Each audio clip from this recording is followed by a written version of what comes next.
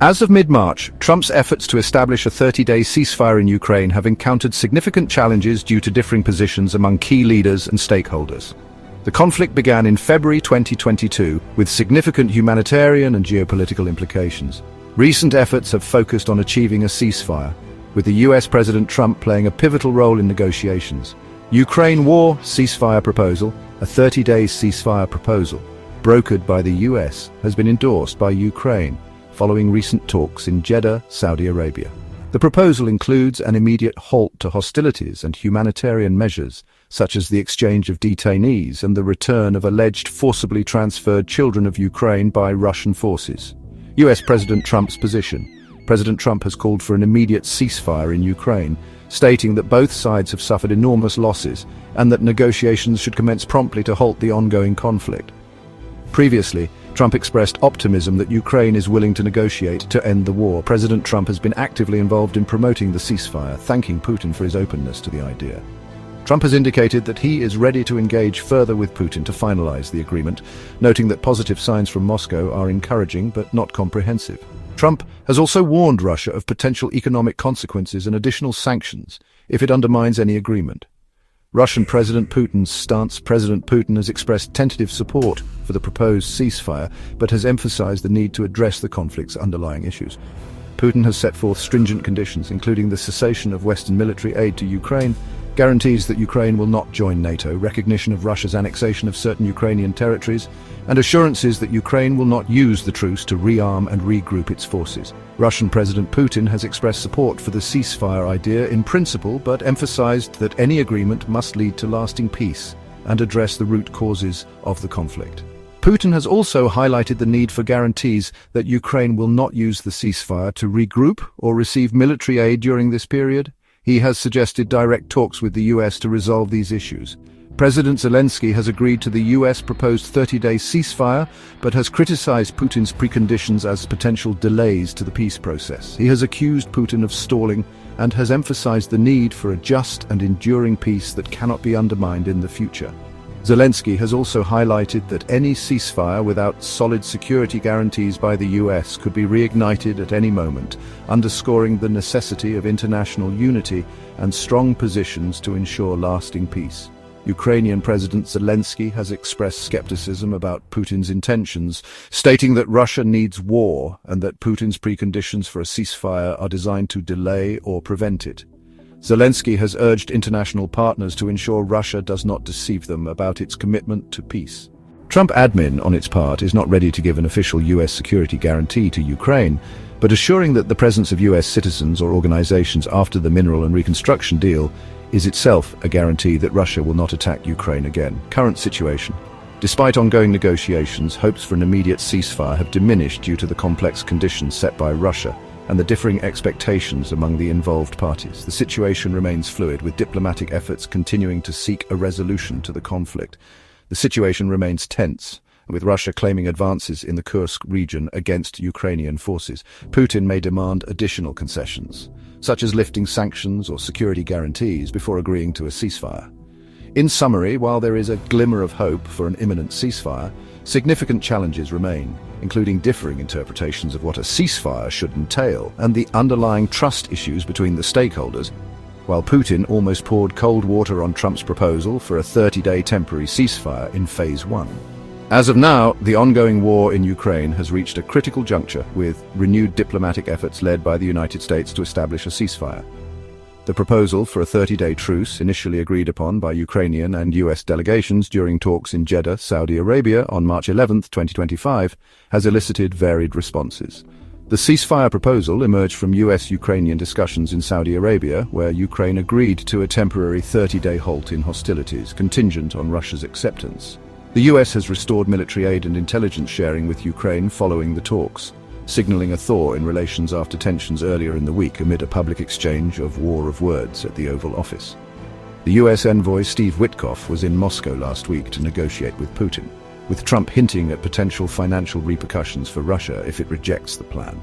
The situation remains fluid, with European leaders and NATO also weighing in as the proposal's implications ripple across the continent. Trump's comments reflect a dual approach: optimism about a potential deal and a readiness to leverage economic pressure on Russia. He has also indicated plans to speak directly with Putin and invite Zelensky back to the White House, underscoring his involvement in the process. Putin's remarks align with Russia's long-standing demands. Ukraine must recognize Russia's annexation of Crimea and 4 southeastern regions, withdraw troops from claimed territories, and pledge not to join NATO. This stance indicates a strategy to maximize Russia's battlefield gains while testing Trump's willingness to accommodate these conditions, potentially prolonging negotiations. Zelensky emphasized Ukraine's openness to peace, but his comments reflect a blend of skepticism about Russia's intentions and reliance on international support to enforce any agreement. Trump loves a good deal. It's in his DNA. From real estate to reality TV, he's always been about making the best deal possible, no matter the stakes. As of March 16, 2025, the negotiations are ongoing, potentially planning imminent Trump-Putin phone calls. This is a pivotal moment. Putin's layered response, supportive in principle but laden with conditions, has drawn criticism from Zelensky and concern from European leaders who fear a deal could favor Russia's territorial gains.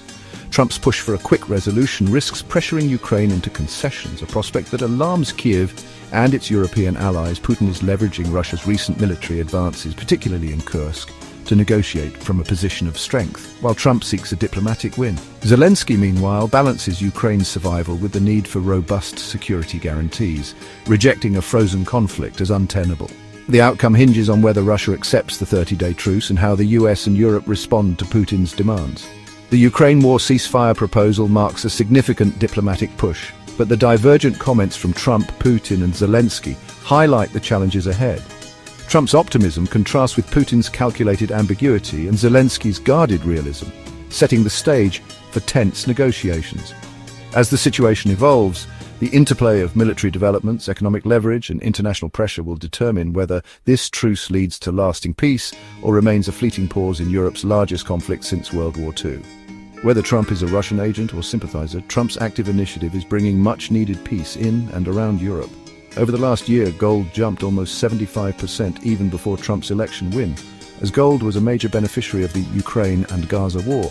Apart from the safe haven asset appeal and inflation hedge narrative, gold is gaining as various countries are diversifying from USD-based FX assets to physical gold at their disposal to reduce the risk of US USD and also EU hegemony. Gold is also a major beneficiary of increasing public deficit, public debt and currency devaluation. Trump, the self-proclaimed master negotiator, in a room with Putin, the former KGB agent with a penchant for shirtless horseback riding. Trump, the self-proclaimed master negotiator, in a room with Putin, the former KGB agent with a penchant for shirtless horseback riding. It's a recipe for either a Nobel Peace Prize or a complete and utter disaster. Trump, ever the optimist, or maybe just delusional, thinks he can charm his way to a deal. Putin, meanwhile, is playing chess while everyone else is playing checkers. He wants concessions, and lots of them. Zelensky, caught in the middle, is understandably wary, but also playing the victim card across Europe with a begging bowl after being kicked out of the White House by Trump a few weeks ago. Zelensky was unable to sell his Ukraine story to Trump, unlike to Biden. Trump publicly humiliated Zelensky in the Oval Office for playing war games with Russia with US cards. A world-on-edge geopolitical tensions simmer. Ukraine's not the only geopolitical hotspot keeping investors up at night. From Ukraine, Gaza and Trump, trade war saber-rattling, the world's about as stable as a three-legged stool after a keg stand. After Ukraine, Greenland may be the focus of global superpowers, including the US, Russia and China, for untapped huge rare earth materials, other natural resources, and an alternative cheaper and shorter trade route between Asia and Europe. Russia's returning the favor with a healthy dose of nuclear rhetoric. It's enough to make you want to build a bunker and stockpile canned goods. Gold is a big beneficiary of lingering geopolitical tensions post-COVID, starting from the Ukraine war in early 2022 and the Gaza war in late 2023. Gold is also getting a boost on Trump tariffs and counter-tariffs threats and a potentially synchronized global Trumpflation. Many countries like China and India are steadily buying physical gold that will be under their control rather than the US or UK. China, India, and many other countries are reducing USD assets amid the increasing tendency of the US to leverage enemy country FX assets at their disposal for any geopolitical fallout. If we consider inflation, money supply, and S&P 500 correlation, the average fair value of gold may be around $2,600 against the current price of $3,000 per ounce. Thus, gold may correct around 10 to 15% in the coming days for any excuse like the Gaza and Ukraine war, permanent ceasefire and lower geopolitical tensions under Trump 2.0, a less hawkish approach by Trump 2.0 on tariffs and immigration, resulting in relatively muted inflation and less dovish Fed monetary policy and higher USD or US bond yields. The future of gold, what happens next? Whether Trump is a Russian agent or sympathizer, Trump's active initiative is bringing much-needed peace in and around Europe. Over the last year, gold jumped almost 75% even before Trump's election win, as gold was a major beneficiary of the Ukraine and Gaza war, apart from the synchronized global Trump trade war.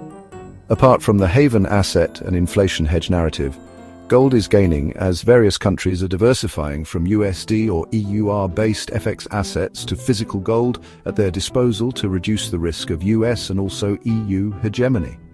Now Trump's less hawkish foreign policy towards so-called enemy countries like Russia, China and also Iran may cause some correction in gold. Businessman come US President Trump is now interested in rare earth materials deals with other superpowers like Russia and China. Thus, Trump is focusing on controlling rare earth materials through minimum or no bloodshed, and he is eager for the Ukraine war ceasefire.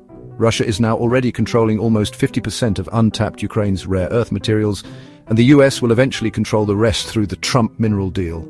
The US is now heavily reliant on China for its requirement of rare earth materials, and Trump wants to reduce this Chinese dependency amid the growing tech war between the two largest economies and competitors in the world.